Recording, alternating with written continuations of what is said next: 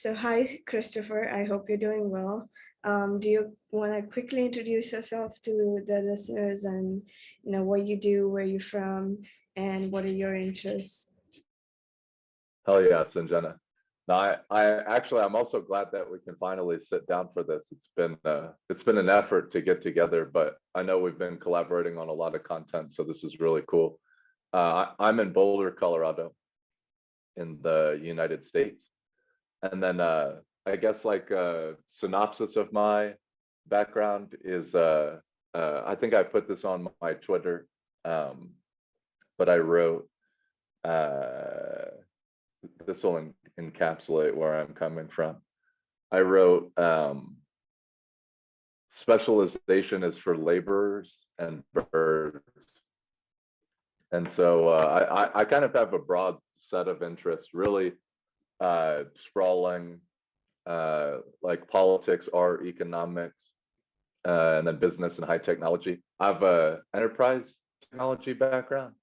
So I spent quite a few years like taking my own ideology on operations, management, and automation, and trying to insert that into these various corporations. And then right now, I'm studying political science at the University of Colorado in Boulder, hence why I'm in Boulder at this moment. And yeah, I mean, I like to philosophize. I definitely consider myself a thinker, as do a lot of others. I like to write, and I like things that are interdisciplinary, problem solving, and so forth. That's very, very interesting. So why political theory? Why are you so interested in political theory? Politics is a fascinating discipline to me because you still have like the theoretical or the philosophical. Like there's so many different veins of political thought. All the way from like various political movements to like more sustainable forms of politics that inform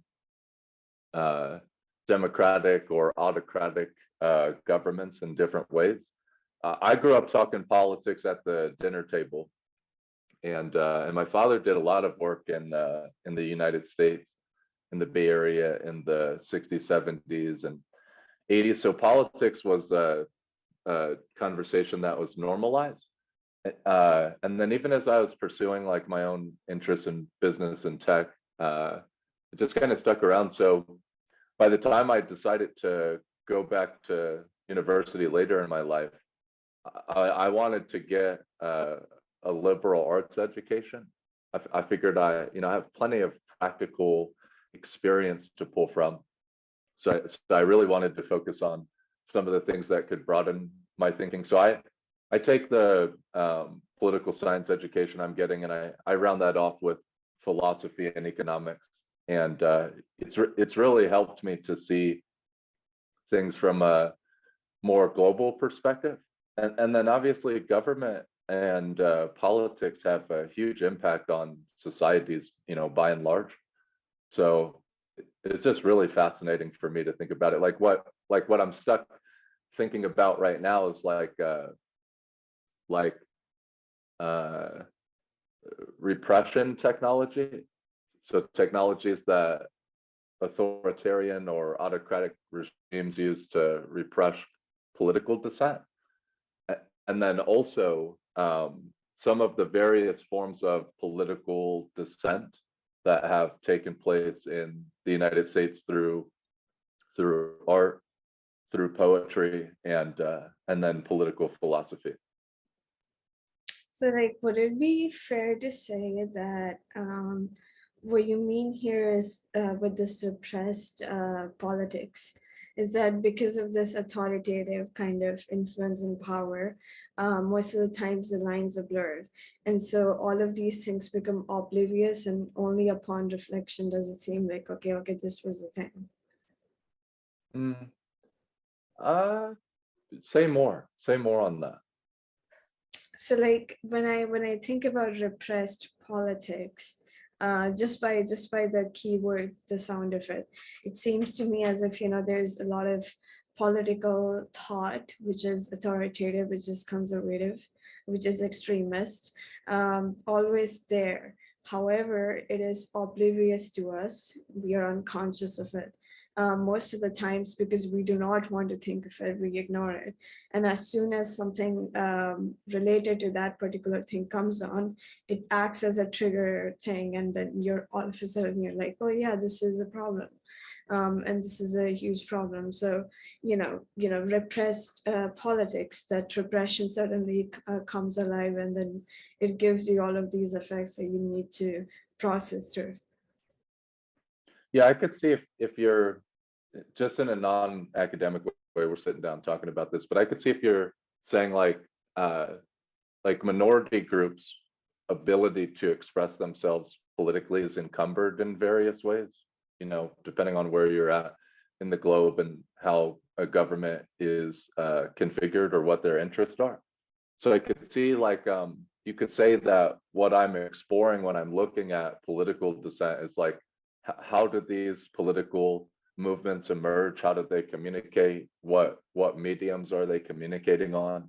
And then at a certain point, have they been able to achieve, I guess, enough collective action to actually interact directly with the political institutions or the societal institutions that they're frustrated with? No, very, very interesting. So when it comes to, let's say, political theory, how would you make a framework which describes the very essence of what political theory is? Geez, okay. I don't know if I've thought about it in that depth. Like I think a basic framework that a lot of people talk about politics within is the left and right spectrum. So, hard left being like statelessness, or what other people would know as like anarchy. Hard right being like autocracy, or what people in the West would label as fascism. But I think there's like a whole uh, kind of nuance of various theories and thinking that fit on either side of that spectrum. And I also think that spectrum can be really confusing. Like when you think about like nationalism or like nationalist movements, people automatically take nationalism and they'll be like, oh yeah, that leads to fascism, which a lot of people would say fascism is a response to a perception that uh, uh, democracy or democratic institutions are inadequate. So it's like a, uh, uh, government that is seeking to absorb more power, build more bureaucracy, and take decision-making authority out of the hands of citizens. Whereas other nationalist movements that come out of minority groups around the globe, those could be like seen as like secessionist or anti-state movements. So those would be nationalist movements that are on the left side of the spectrum, where they want to disassociate from the state or establish a new state within those boundaries or elsewhere. But both are dangerous to some degree. It's just uh, who is threatened, I guess, is the big question that people ask. And I don't know if there's an affirmative answer. That's why I try to stay away from the label of extremism, because I think like there is like like radical thought. Like say a group is fighting for voting rights.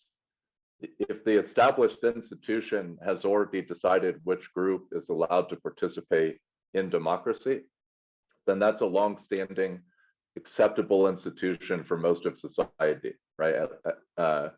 And so if a minority group decides to dissent with that longstanding political institution, that could still be thought of as radical or even extremist in that moment when that speech is starting to shape up or take place.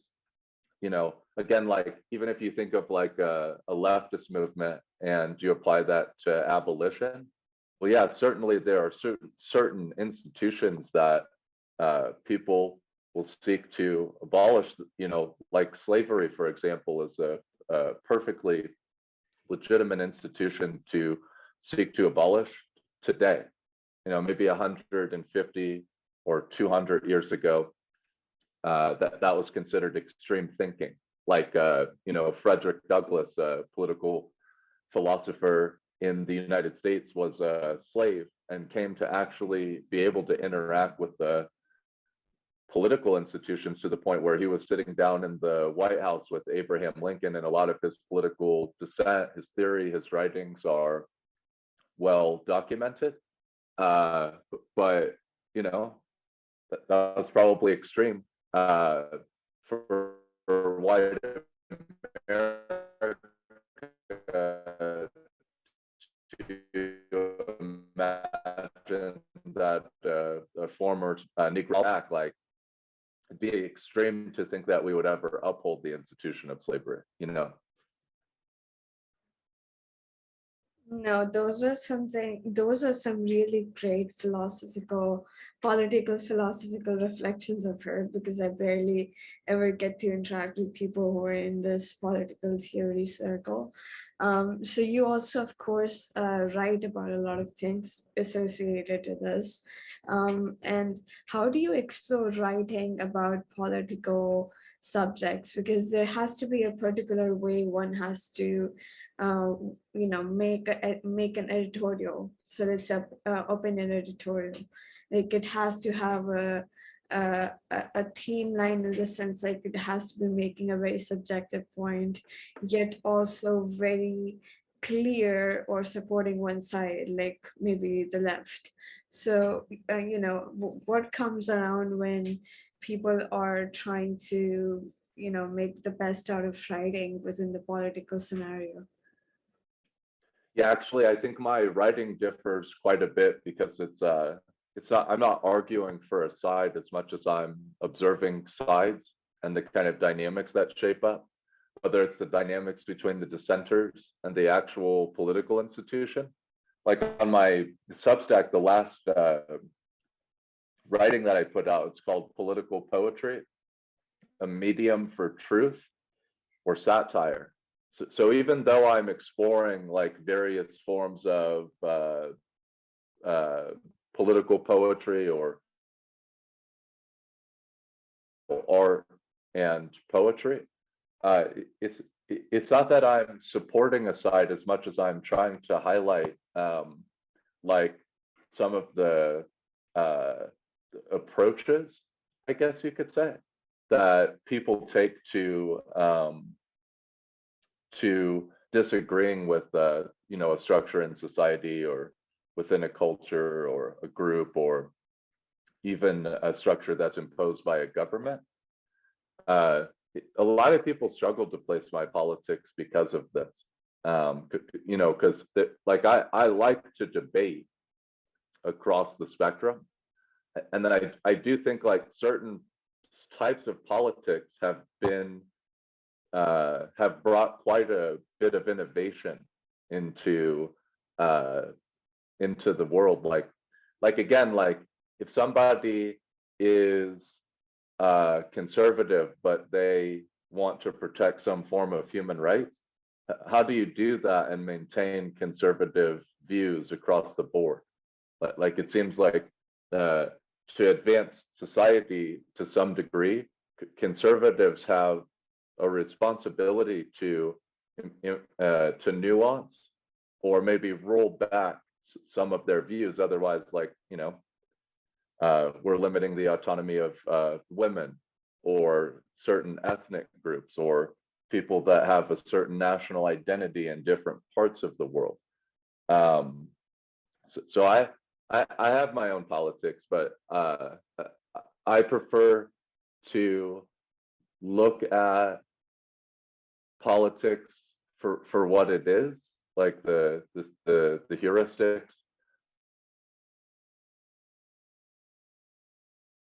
the structure of government. And then, maybe I'll throw my opinions down, but like to me, I would be taking away from the beautiful art and poetry in this post I put on Substack if I like anchored it in my own political beliefs, because I actually think, like, even as somebody that would probably fit more onto the conservative, like maybe center right spectrum of politics, I actually think like leftist politic has been, like true leftist politic has been extremely necessary to balance out ultra conservative or conservative viewpoints, because what is the conservative seeking to do? In reality, they're seeking to maintain uh, a certain level of predictability in society.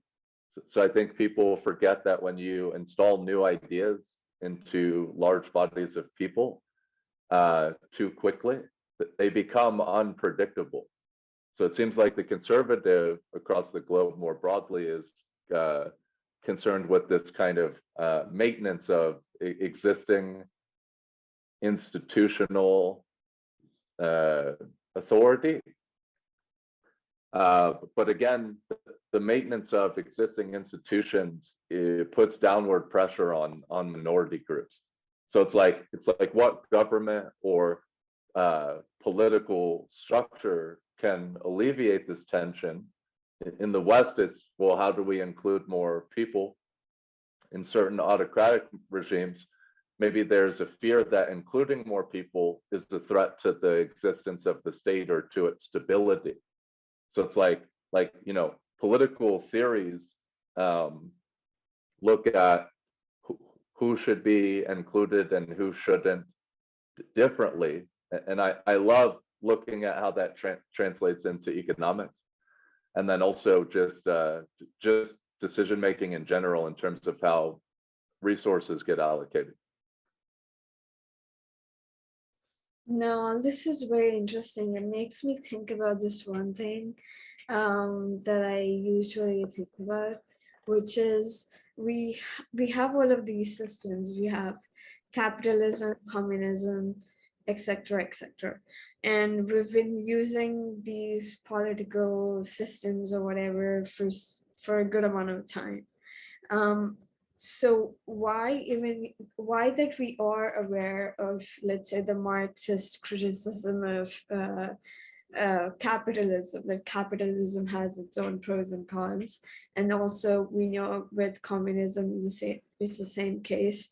Why is it that today no person is making a new framework, a new political ideology that might be able to take the good aspects of both communism and let's say capitalism together and form some kind of a utopic ideology that might just work within our civilization? I don't know why that's not happening. Yeah, I mean, I certainly don't have the answer to this question. So some would argue that China has taken the best parts of the market economy, the market-based approach, the capitalist approach, and combine that with central planning or various concentrations of a state-run industry or state-run economy, and there's an argument there. Some would argue that the United States has a government that allows a broader set of people to participate in the political institution in a way that still doesn't exist anywhere else on the planet, which would fit under the vein of, I guess, what is called American exceptionalism. It's fascinating, though, if you talk about American exceptionalism, which again, is not like a belief that I like hold or espouse. but I do think it is definitely a way to look at the ascendance of the United States through the lens of exceptionalism. Uh, uh, why I don't think it's important to try to uphold all of these exceptionalist institutions in this current day, because we need to include more people. Uh, you know, there's still a legitimate argument that American exceptionalism has propelled more people and contributed to more growth around the globe than any other political system in the world. Like US hegemony is a real thing, but you know, obviously, like we're in this era now where it's like, is that the right thing? And you know, there are different dynamics or discussions in political economy around like development and sustainability of other nations, and arguments around like the role of these large intergovernmental organizations, and that their impact on how they affect resource allocation or competition. You know, that there's lots of arguments there. Uh, but I don't think I'm equipped to answer that question. I think there are politics that work right now, and we can see what states or nations are, you know, thriving off of those politics, and then there are systems that aren't working, and we can see what those are. But do we know why? You know, people will try to make a biological argument. Well, that's not a good argument. So maybe people try to argue geography. Maybe there's something there. You know, some people might argue government's ability to allocate resources efficiently, or to develop industry, or you know, you can make arguments about like what are the skills and capabilities of the people. I mean, you know, that I'm sure there's lots of arguments floating around about like what is the ideal state, and that's what's so exciting about political philosophy or, you know, theory, is that you can either piece it together and kind of be thinking about your own ideal state, or you can hear the ideal states that have been described by philosophers that were actually implemented into the body of politic or government in different areas around the world. No, genuinely very interesting. Specifically, I think if you know political theory and political philosophy a lot, you can easily navigate through geopolitics and the real world happenings, and be able to analyze them from, you know, let's say a 180-degree angle. And so, you know, when it comes to, let's say, China, as you mentioned before, I was thinking about how you know, the lab leak hypothesis happened, and that hypothesis was always there. Literally, I think I remember it was April of 2020 when everyone was slightly talking about the hypothesis, yet everyone was like, no, it can be. And there was still like, if you were to talk about it, you're conspiracy theorist, blah blah blah. And then 2 years after, people are like, oh, you know what, this might just be the case. You know, you see so many articles literally now just talking about lab leak hypothesis and how it's probably very true. So we saw like a shift of people's opinions regarding certain subjects which are not very doesn't make much more sense to people in a normal way. So, you know, we saw a shift in people's opinion of yeah, no, it's not a virus, to yes, it could be possibly be the case. So it's important to see the way opinion editorials take place within all of these different newspapers, especially with the topics that we're talking about. So what do you think about the current mainstream media, or even some obscure media's people structures that you like, that you know, they're doing any kind of amazing editorial framework or something like that? Yeah, it's super interesting. So I'm not skilled to think about like the lab leak theory or hypothesis. it's just not interesting to me because I don't have the skills to process that. Even though I did host a discussion with a group of doctors, fellows at various think tanks in Washington, D.C., uh, uh, probably some journalist people in epidemiology, like a year ago, exploring the hypothesis, and then just trying to talk through some of the frameworks, pulling on data from entities like Morning Consult, and then looking at the different ways that media institutions in the US were reporting on it. But it's not something that I spend any time thinking about or building arguments for. In terms of media, I don't look to the media as a source of credible information. So for me, it's better to call the primary sources, like to actually interact with the institution or the body that's making decisions or people that are working on the front lines. I think that's the best way for me to get information. And then I look at the media as an institution that has certain actors that interact with it, and then it's a combination of the media's own self-interest as a entity, and then the actor's ability to signal or express their interest across, that media platform. One thing that surprises me as I get deeper into repression technology and authoritarianism in the digital age is that, there's lots of different ways that media kind of controls information flow or has influence over public discourse. But I do think Western media is more gated or more controlled than is typically discussed. I think if we're doing a comparative analysis on media, we could probably make comparisons from certain state-run media enterprises versus private industry media enterprises. And we might find that they do more things that are similar. It's just the way that actors interact with them, it varies. Like the government cannot push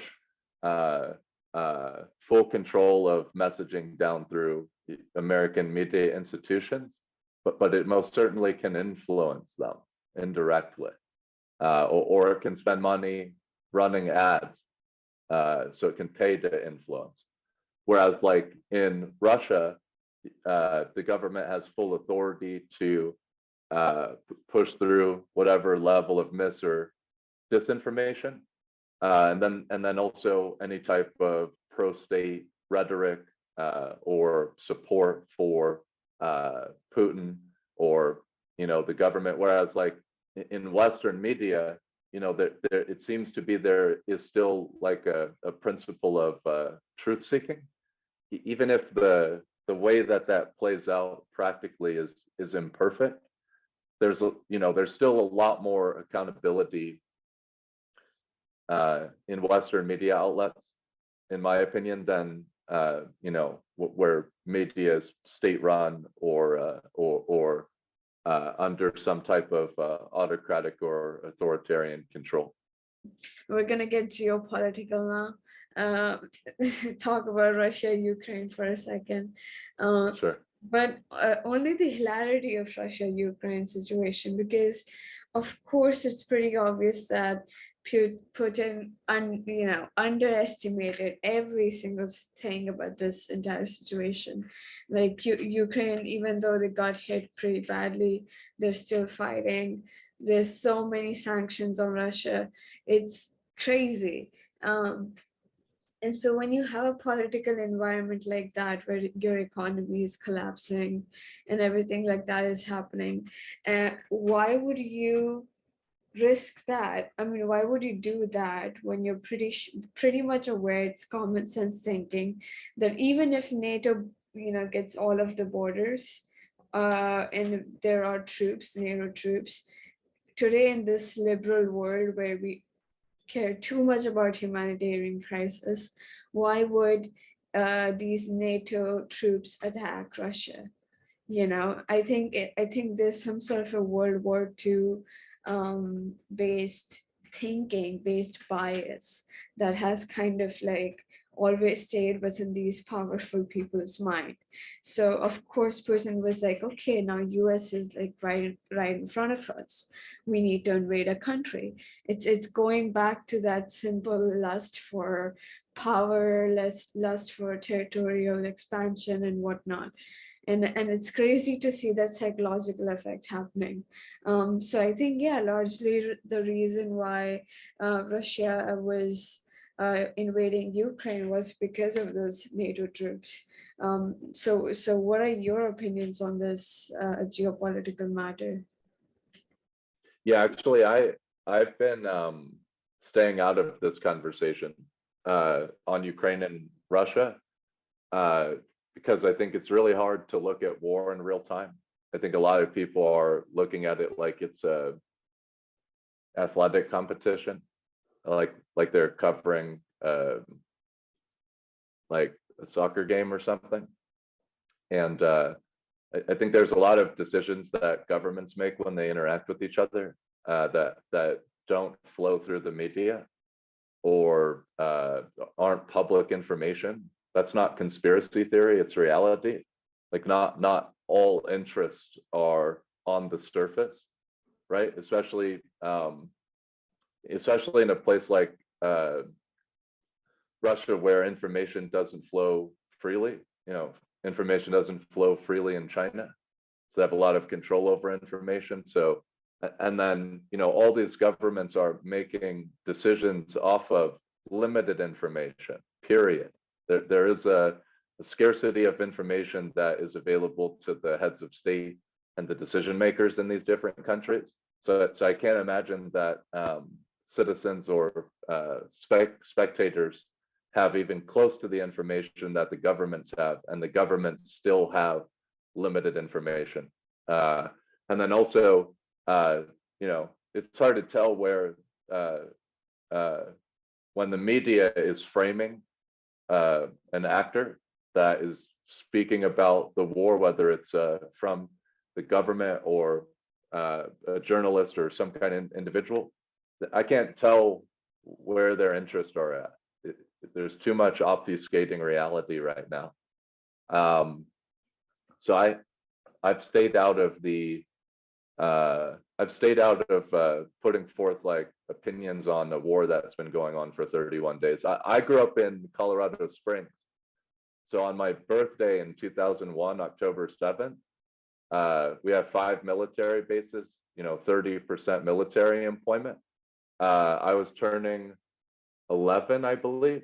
And that was the day that we launched the war in Afghanistan. When I was 2 years later in Colorado Springs, I remember we launched the war in Iraq. I watched the United States topple the Iraqi government on television. You know, so I grew up in an ultra conservative uh, military town, super powerful military town, still powerful today. When you think about U.S. military contractors, you have Washington, D.C., you have tailwinds in Virginia and Maryland, but then you have Colorado Springs. Okay, so it's one of the players. You have the Air Force Academy there, and a lot of very powerful military institutions. So I grew up in a pro-war town that makes a lot of money when war is happening, and a lot of people were celebrating the Afghanistan war just after 9/11, like not even a month, and then the Iraq war, again, like it was a contest, right? Not like it wasn't, creating this ridiculous suicide rate on these bases, or that it wasn't causing the soldiers to come home and start fights in the bar and justify those fights because they fought for our country, but they're only 21 and they've already killed multiple people. They don't even know why they've killed them. So I grew up in a community that is truly built off of war. The high school I went to is named after a Civil War general. Okay, William J. Palmer. He founded the town of Colorado Springs, Colorado. So my community that I spent probably from age 10 to about 22 inside of is built off of war. So for me, it's very challenging to look at these wars in an objective way or to even analyze them.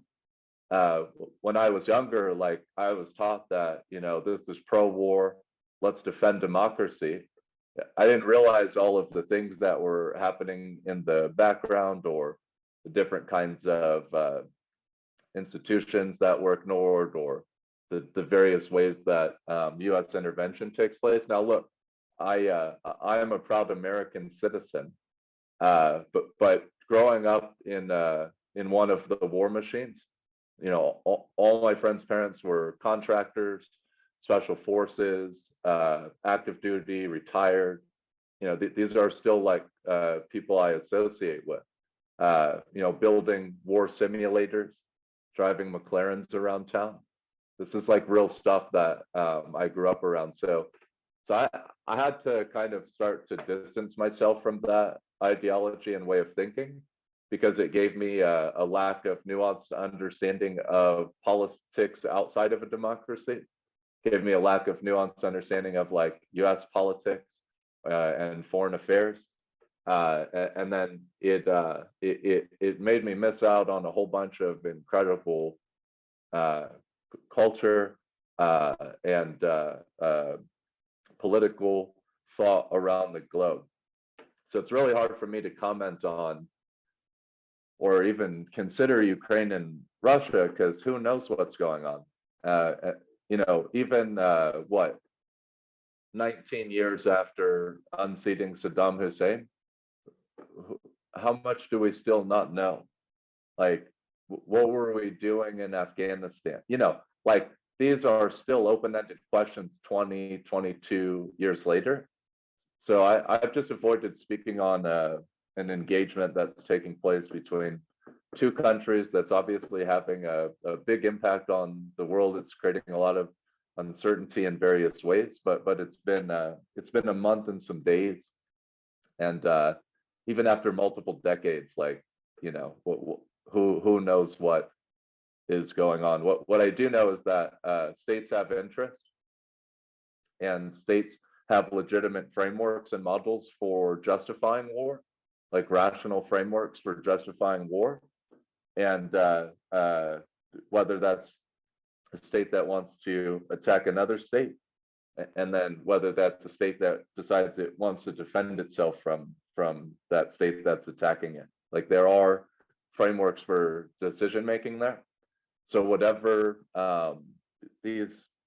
Russia and Ukraine are going through right now, they're not the first states to fight wars. And we have other wars happening in different parts of the globe currently, and we have instability in places like Sudan, or like various iterations of instability in Egypt or Ethiopia.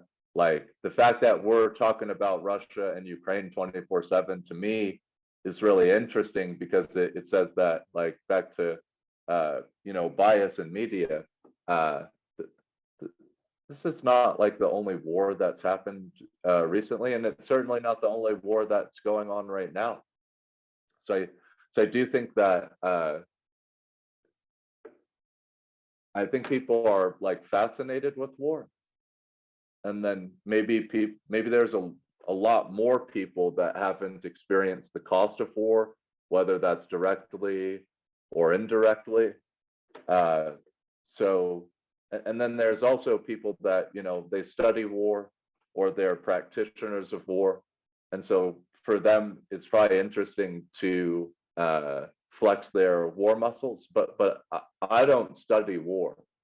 So like even when I think about the thesis that I'm putting together now, I may study like Middle Eastern politics, and I may look at how the various political institutions relate to like or conflict with religious thinking, and how that has fueled certain types of terrorism, or I might try to explore the idea of nationalism in more depth, or I might look at various governments, various authoritarian regimes, and their technological capabilities related to digital repression. But war is something that, like, it's too serious, and I actually struggle to when I'm like taking classes on international relations, or reading some of the frameworks for war, like, you know, a lot of the frameworks say that it's not a war until 1,000 people are dead. You know, I'm like, oh, geez.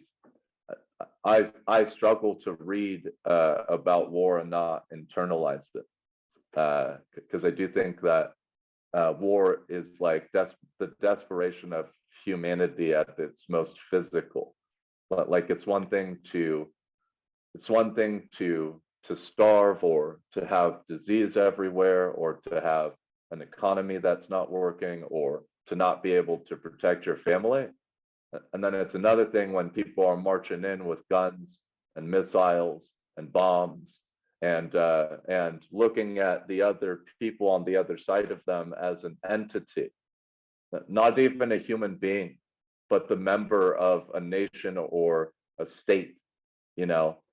So it's really hard for me to try to put out my views on Russia and Ukraine. I mean, you know, my town where I grew up, there's a mountain called Cheyenne Mountain. There's a military facility in there that a lot of people know about called NORAD, and NORAD is like 10 stories inside of the mountain. It's a modern marvel. You can Google it. There's a lot of public information on it. We used to golf at the bottom of that mountain. There's an incredible golf course there at this really amazing property. But you know, that mountain is where the United States kind of took control of global airspace on 9/11. So that's the significance of the town that I grew up in. So it's just too. There's so many other things that are happening, and then also there are other active conflicts. You know, people want to use the Russia-Ukraine conflict to make arguments about like hegemonic theory, you know, or like authoritarian stability theory, or if they want to talk about like Chinese world hegemony, or if they want to talk about the collapse of the U.S. dollar. You know, I still think a lot of that stuff's bullshit, but I know that's like the kind of political porn version of war discussions that are happening right now. No, that's very fascinating. You know what? Like I keep on thinking about this. I think I'm deeply disappointed with the human condition at the moment. And I think democracy is in crisis. And the reason why I say democracy is in crisis, I just as a system, is because I see a lot of polarization happening. So even if, let's say, a country has a multi-party system, right? There's two very popular parties, very quote unquote powerful, complete opposites of each other. And that's all you get in every election, because there's more consensus within these two parties. So, you know, what exactly are true elections? How exactly can we build a better and much functional democratic organization? So that's a puzzling question, and I keep on wondering whether, even though we have a good amount of democracies which are doing well, you know, again, how democratic are they when the lines between democracy itself is blurred? Yeah, and again, I'm coming to this as a student and somebody that I've used my voice most of my life, so I'm very vocal. So I'm not saying that I have answers, but I think that polarization is a talking point that the media likes to strike up, and maybe like studies around polarization are just led by funding from PR firms, or led by funding from media institutions, or maybe even political actors. So I don't even know why polarization invades the discourse so frequently, because I don't think that in a two-party system, the parties can't be that far away from each other. Otherwise, the state would collapse. So they're obviously agreeing on most of the principled things, even if that's just the architecture of how they interact. You know, dissent and friction, gridlock, those seem like products of democracy. So I feel like democracy it is supposed to hold tension between differing views. Hence why authoritarians use physical and technological means of repression to control the narrative in their favor. Whereas inside of democracy, you can have this political dissent or these contradictory or differing views. So do I think democracy is in crisis? Again, I think that there are certain academics that don't have anything else to talk about. And they've been writing about the crisis of democracy since the Cold War.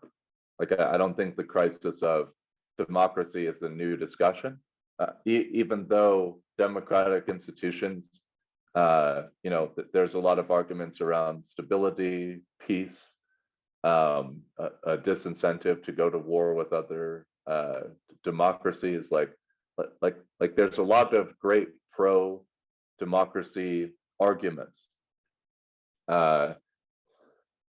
So I don't know if democracy is at threat any more than it's ever been, and still it still seems like the most successful framework for like decentralizing decision making, or like distributing it more broadly than other types of politics or government. No, you're definitely very knowledgeable about political theory, because it's as if I'm going back to my class of politics and like just going over the notes again. It's very interesting. Any other topic that you want to discuss when it comes to politics before we end the podcast? Anyone which is significant these days as well? Yeah, no, I don't know. I think I love politics, and I know that some of my kind of answers or thoughts on these things are like way far away from how it's being discussed. But it's just nice to be able to express some of my views here. And again, I'm coming at this still as from the perspective of a student of politics, which I've been many years before I even stepped into academia. But no, it's really cool. I love your questions, and it's fascinating to hear your thinking on these ideas as well. It's always likewise. Well, thank you for coming on to the podcast. I hope you enjoyed it. Thank you, Sanjana.